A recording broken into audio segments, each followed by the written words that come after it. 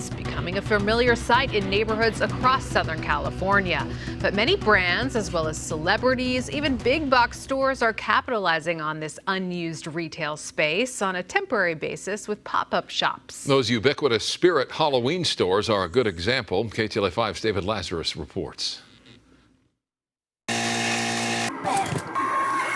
Recognize this? Of course you do. At this time of year, Spirit Halloween sets up more than 1,400 temporary or pop-up stores nationwide. It's a successful formula. It may also be the future of retail. So what is the future of retailing? Luke Burbank thinks he may know. 'Tis the season to be shopping. But while everyone is bemoaning the death of malls and other brick-and-mortar retail, pop-ups have been, popping up all over the place.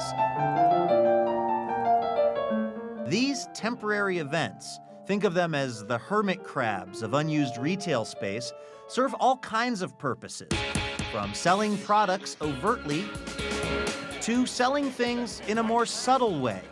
Like this recent pop-up that brought back New York's famed Carnegie Deli, which actually closed in 2016, all in the interest of promoting an Amazon Prime TV show.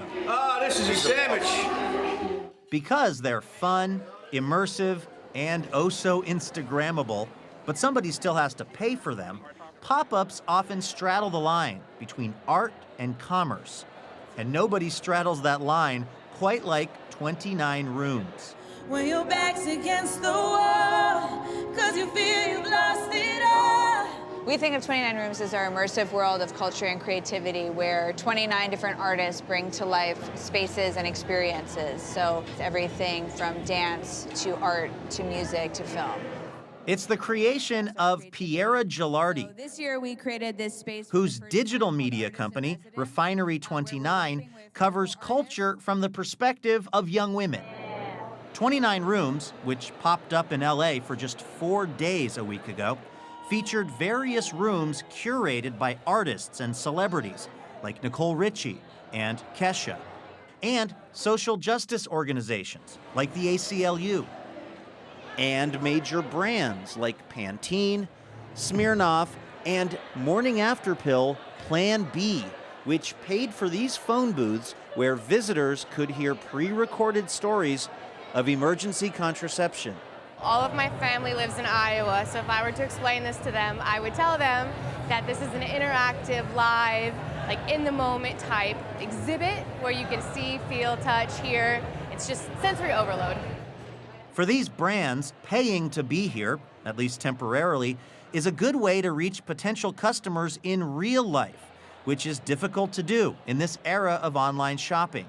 We wanted an opportunity to really connect people in a physical space and allow them to interact with artists, interact with different forms of creativity that they might not already have access with, and then interact with both our brand and our brand partners. Pop-ups have become big business, worth about $50 billion in 2016. So popular, that in fact the average length of commercial retail leases has shrunk from 20 years to just 5 years. Just ask John Goodman. We just want to come into a city, conquer a city, and leave. Make them wanting more. Whether we come back or not, who knows? Goodman used to be the CEO of mall retailers like Mervyn's and Wet Seal. But these days, he thinks the future of retail is in pop-ups, like the one he runs, Candytopia. Feel free to touch and interact with the candy displays. A traveling funhouse dedicated to all things sweet. I was in retail my whole life, so I know the mall, I know the area, I know experiential retail. I felt like we could be part of the reinvention of the mall because it was getting staid and tired.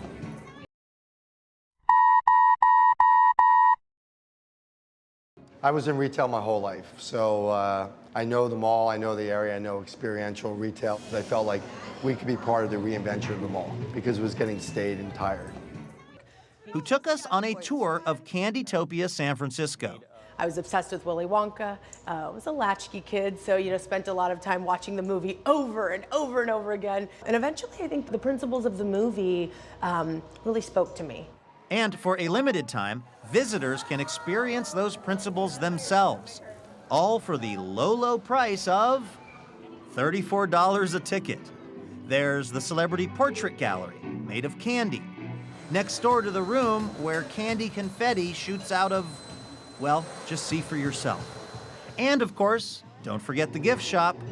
But the main attraction might be the giant pit of fake marshmallows. A moment perfect for sharing on social media, which is kind of the point, says Sorkin.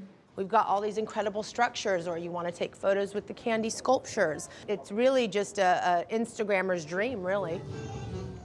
Dreams that can also come true at San Francisco's Museum of Ice Cream, which technically speaking is not really a museum, but was so popular as a pop-up, it's now permanent. And just the place to take that perfect picture with that special someone, yourself. With a pop-up, it's your ability to get people there quickly, because it's saying, hey, limited call to action, get here now while supplies last. So the idea that this beautiful room made of flowers or this crazy room made of tape may not be here forever, so come take your photo, get a really cool angle on it, and then, go about your day. Tommy Honton is one of the founders of the Museum of Selfies. We're standing in our famous bathroom. There's a bit of an optical illusion effect. Located where else? In Hollywood. And yes, it also started as a pop-up. When you walk into a real space, you're there. That's very special because there are chemicals in our brains that react when we are in a space. Watching TV, you can still get a reaction from a character or a journey, but you know that content's only... Hold on there, Tommy. Let's not get carried away. But he does have a point. There's no substitute for actually being there. Not online, not on your phone, actually being there with someone you love.